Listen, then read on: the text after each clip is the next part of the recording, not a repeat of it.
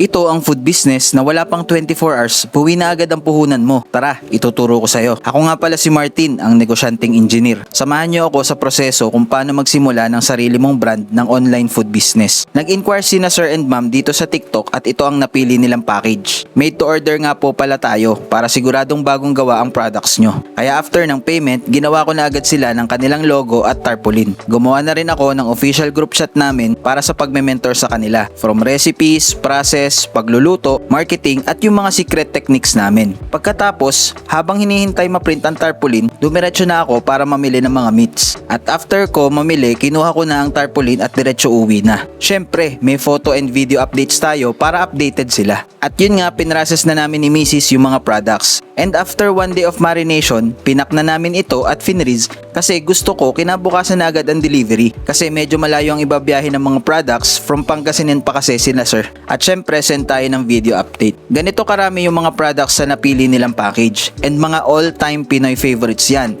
Lahat andyan na. Ang pork barbecue, sisig, fried chicken at iba pa. May mga package din po tayo na walang products para sa mga gusto, mentorship lang. Tuturo ko po lahat pati recipe namin. Kinabukasan, niready na namin ang mga products nila at nagpunta na ako sa courier namin. Video update ulit tapos syempre, pa-picture muna. Hihintayin na lang nila ang mga products and pwede na silang magpa-pre-order bago ito dumating.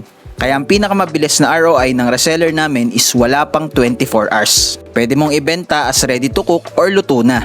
Depende sa'yo. O diba? Ganun lang kasimple at kabilis kung paano ka namin matutulungan gumawa ng sarili mong brand. Ang importante sa negosyo ay mag-umpisa at mag-decide agad, lalo na kung may tutulong naman sa'yo. So ano pang hinihintay mo? Mag-message ka na agad bago ka pa maunahan sa area mo. Hanggang dito na lang po. Salamat and God bless.